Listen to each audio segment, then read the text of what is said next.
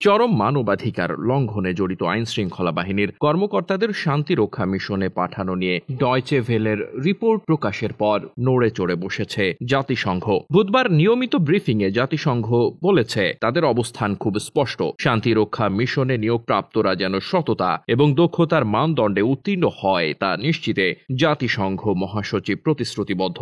জাতিসংঘ মহাসচিব আন্তোনিও গুতেরার মুখপাত্র স্টিফেন ডোজারিক বলেছেন, শান্তিরক্ষা মিশনে নিয়োজিতদের বিরুদ্ধে মানবাধিকার লঙ্ঘনের অভিযোগ প্রমাণিত হলে মিশন থেকে তাদেরকে বাদ দেওয়া হবে। ব্রিফিংয়ে ডয়চে ভেলের রিপোর্টের কথা উল্লেখ করে একজন সাংবাদিক জানতে চান, ডয়চে ভেলের সাম্প্রতিক প্রকাশিত এক অনুসন্ধানী রিপোর্টে বলা হয়েছে নির্যাতন এবং বিচার বহির্ভূত হত্যাকাণ্ড সহ চরম মানবাধিকার লঙ্ঘনে জড়িত আইনশৃঙ্খলা বাহিনীর কর্মকর্তাদের জাতিসংঘের শান্তিরক্ষা মিশনে পাঠাচ্ছে বাংলাদেশ এবং শ্রীলঙ্কা। বিশেষ করে বাংলাদেশ থেকে মানবাধিকার লঙ্ঘনে জড়িত অসংখ্য কর্মকর্তাকে শান্তিরক্ষা মিশনে পাঠানো হয়েছে। কোনো ক্ষেত্রে পুরস্কার স্বরূপ এদের অনেককে পাঠায় সরকার। জাতিসংঘ মহাসচিব কি এ বিষয়ে অবগত?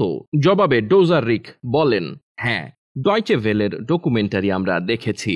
আপনি হয়তো জানেন যে শান্তিরক্ষা মিশনে আমাদের সহকর্মীরা এ বিষয়টি নিয়ে কাজ করে যাচ্ছেন। তারা রিপোর্ট নিয়ে জাতিসংঘের তরফে বিবৃতি দিয়েছেন। তিনি আরো বলেন, আমরা স্পষ্ট ভাষায় বলতে চাই যে শান্তিরক্ষা মিশনে নিয়োগের ক্ষেত্রে যেন দক্ষতা এবং সততার সর্বোচ্চ মানদণ্ড নিশ্চিত করা হয় সে বিষয়ে জাতিসংঘ মহাসচিব প্রতিশ্রুতিবদ্ধ। এ প্রতিশ্রুতির মধ্যে আরো রয়েছে মানবাধিকারের প্রতি শ্রদ্ধা এবং প্রতিশ্রুতি, জাতিসংঘের মানবাধিকার যাচাই পদ্ধতির অধীনে শান্তিরক্ষা নিয়োগে সংশ্লিষ্ট বিষয়ে যথাযথ নিয়ম এবং কৌশল মেনে চলা। এরপর একই বিষয়ে ওই সাংবাদিক জানতে চান, শান্তিরক্ষা মিশনে কর্মকর্তা নিয়োগের সময়ে স্বাগতিক দেশগুলো যাচাই বাছাইয়ের কাজ করছে, কিন্তু যে দেশ শান্তিরক্ষা মিশনে লোক পাঠাবে সে দেশের সরকার যদি নিজেই চরম পর্যায়ের মানবাধিকার লঙ্ঘনকারী হয় তাহলে এ বাছাই প্রক্রিয়া কিভাবে স্বচ্ছ হবে?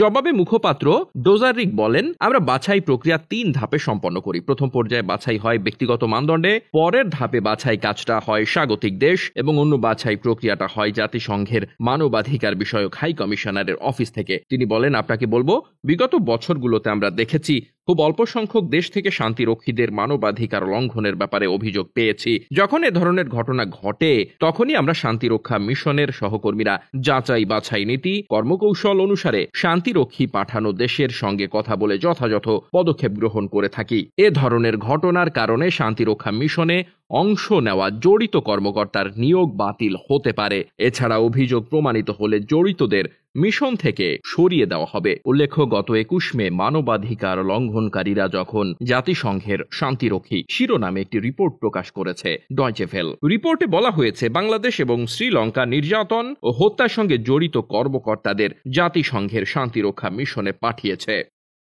Desk report, বার্তাবাজার।